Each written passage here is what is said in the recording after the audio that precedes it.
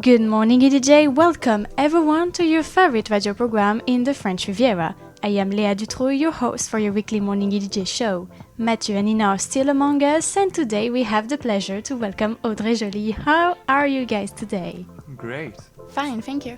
Fine. Very good. Today's headlines: a terrible fire in Los Angeles, Nicolas Sarkozy's trial, Trump and his desires of annexations.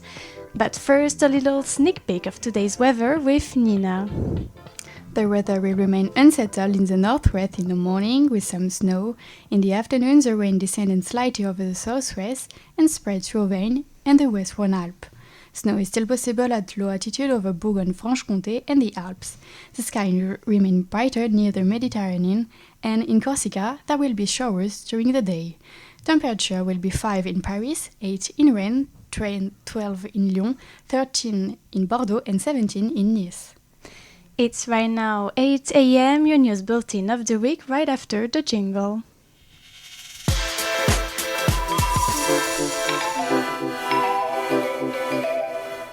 Los Angeles hit by a terrible fire. Since Tuesday, 7 fires have destroyed the city and its surroundings. In Pacific Palisades, the fire remains out of control.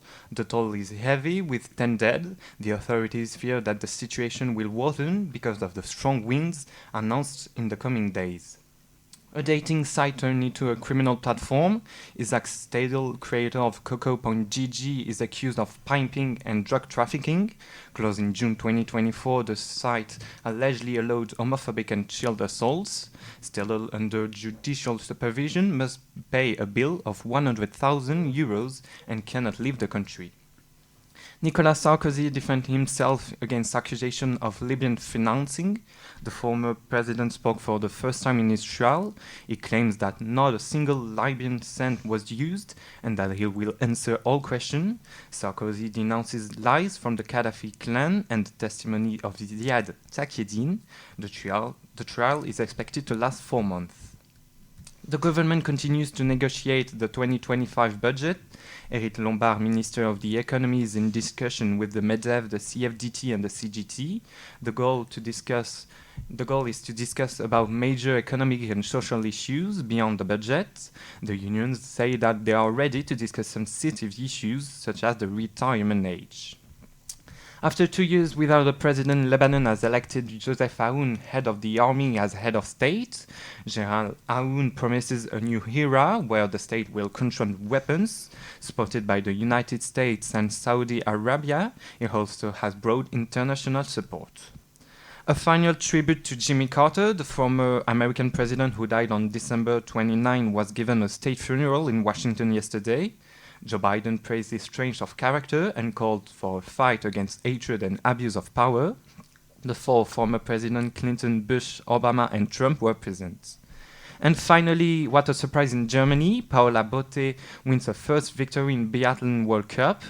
Yesterday, she won a clear round in shooting and an excellent time on track. The other French women also shone. 6 of them finished in the top 12. Thank you, Mathieu. Now to continue with the political sphere, here is another provocation from Donald Trump, and this one hit the mark. The Republican reiterated his ambition to control Greenland and the Panama Canal. Trump thinks big, too big at least. That's what his aspiration for conquest, or rather annexation, suggests. The 47th President of the United States is ready to do anything in his last term, even if it means using force. In a statement earlier this week, he did not deny this possibility regarding the annexation of Denmark's autonomous territory, namely Greenland, but also the vital artery of global maritime transport, the Panama Canal. This expansionist desire is not new. Remember his stance on Canada. The claims on Greenland have caused a lot of talk, but why is he so interested in this territory? Well, this is not the first time Trump has said he wants to annex the island of 57,000 inhabitants. He had already considered doing it in 2019 during his first term. And if he is so interested in Greenland, it is for its untapped natural resources, but also for its geostrategic importance. The United States already have a military base there, which apparently does not seem to be enough for the future American president. Yet Greenland is not for sale, according to the head of the government of the Greenland. However, the president of Denmark, Mette Frederiksen, although indignant and astonished, remains strangely open to dialogue and is ready to collaborate with the United States. However, she will not give further details on the somewhat better situation. We stay in the United States to discover rain that's a bit special, not water or snow, but teddy bears, Audrey.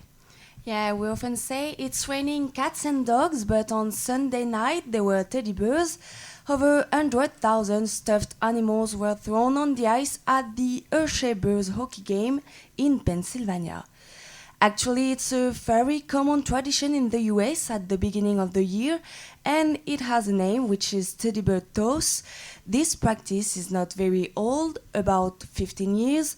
The concept, at the first goal of the host team, spectators throw stuffed animals that are then collected generally for charitable causes that make it possible to offer gifts to sick or disadvantaged children. In total, 566,450 teddy bears have been collected since the beginning of the operation.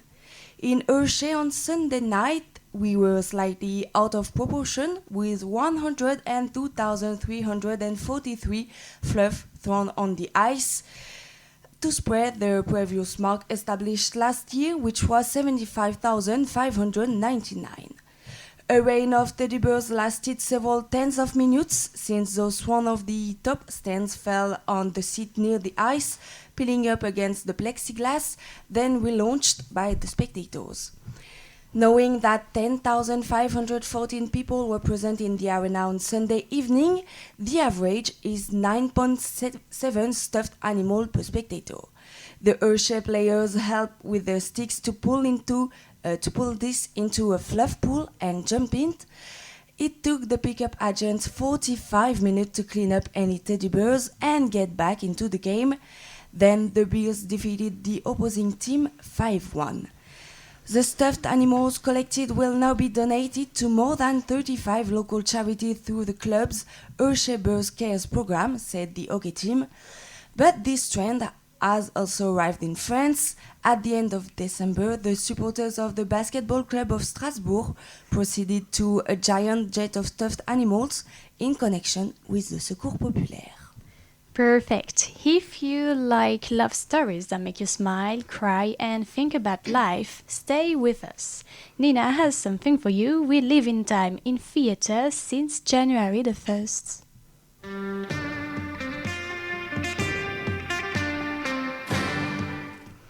We Live in Time is the comedy drama of the moment. Almut and Tobias meet in a rather surprising way, and their love ensues. Right from the start, they are a perfect match, and it's a beautiful thing to see on screen. The letters, the sparkling eyes, but also the cuddles and the tears. Get out your handkerchief, because their lives are about to be turned upside down when they learn that Almut is seriously ill. Films that combine illness and love often bring tears to our eyes, and this one was no exception. I did cry. I was stunned by Almut. First of all, she doesn't know where she stands between her life, either as a woman destined for the back of a promising chef, or as a mother, revealing that she is ultimately very fragile.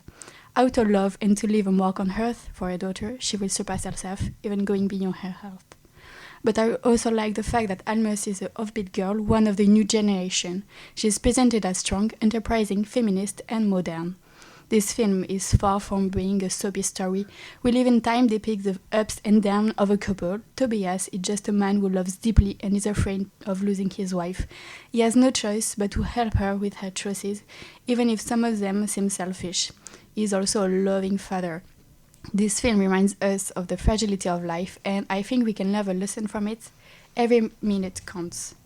It's a moving tale made up of back and forth between past and present, sometimes a little abrupt transition or disorientating. And this movie is important for Andrew Garfield, the Tobias actor, who has himself been through a difficult ordeal with the death of his mother Lynn from a pancreatic cancer in 2019. As it is almost the end of our show, let's debate about a fact that happened somewhere in the world or that chilled actually.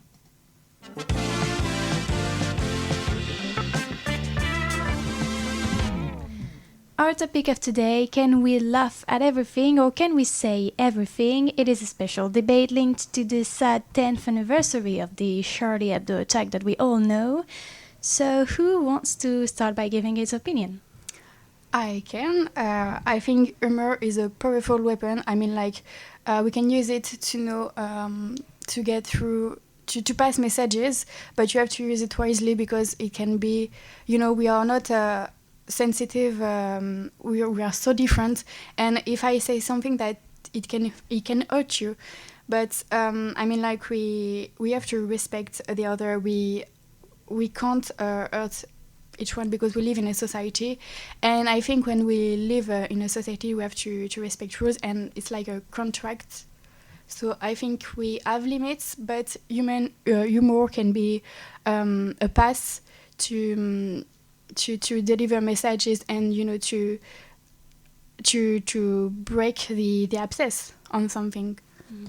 I agree with you. It all depends, like you said, on people's sense of humor and on the second degree, because we are, like you said, very different. And if you saw something, you can be attacked, and it can be hard to have the sense of humor the same, because it's the world, and it can create some conflict also, like we saw for Charlie Hebdo attack. So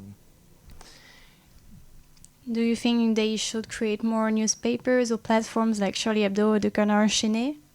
I think so, because I think we should have multiple newspaper in order that we can choose whatever we like and whatever we are sensitive to and whatever we are not sensitive to. I mean, like, if I want to laugh, if I want to get some derision, I will choose, of course, Charlie Hebdo or Canard Enchaîné. But if I want regular news, maybe I will use Liberation or Figaro. Mm-hmm. Yeah, But you know that maybe something more specific, like if you like this kind of humor, buy this newspaper, and that's it. Yeah, because there are always some people that they won't read Charlie Hebdo or this kind of satire newspaper, but they will always try to have some sneak peek, and then they will criticize it on internet saying, well, do you see that newspaper is very satire, it loves on people's situation, but he won't read it. So, but he reserves the choice to judge the others that do so. And I think in France we can trust the law, because in the law you can mock a religion, but you can't mock people that believe in that religion. So I think we protect people, we protect every atheist and every religious person, but because it's religion, we can talk about it, and it's not a person that we attacked. So I think we are even. It's in the law, so Charlie Hebdo respected it. Yeah, I think it's part of the freedom of the speech. Yeah, And it's fundamental to have many opinions and what people think really, without being attacked or and we anything. saw it with the demonstration just after the attack of Charlie Hebdo. There were 1 million of person in the street in Paris, yeah. and Everywhere in France. yeah, every people were there. So And a lot of people subscribed at Charlie Hebdo Yeah. just to after, show so their support. And Yeah, that's true. But then- Because that's our expression that we defend. In fact, it's not that just a newspaper; it's what we can do. especially in a democracy and not in a dictature. Yes. Yeah. But then when, let's say, for the parts like, can we say everything? When you go on the street and all, they have the policemen and whatever, but obviously to them, you can't say everything. Yeah, No. that's So the you deal. need to know where your liberty or your rights Yeah. stop. Like Where is the limit? Yeah. Like I said, I think it's a deal of a contract. We live in society, we have to respect each other, and therefore there are rules, and the society made them. Like we can't Clash the police, clash every person. We have to respect them, but of course, Yeah, by the way you say it, it's like if we lived in an utopia, in a perfect Yeah. society, because you know that people every day are transgressing law, Of course. they're just not respecting it. So Yes. even if it can't be perfect, they will always criticize whatever. They will always say things that they should not, that are hurting people. Yeah. Just I want to say a saying because I love it and I think it's sum up my opinion on this topic, and it's the right to swing my first hand where the other man's nose begins. So I think that, like I said, I can say everything, but maybe sometimes I will say something that will hurt someone, and that is where my liberty ends, in fact. Yes, very great. Well, here we are. This is the end of your Good Morning EDJ show. Thank you, Mathieu, Nina, and Audrey. Thanks for listening to us. Stay tuned and very safe till the next episode next week. See you soon et bonne journée.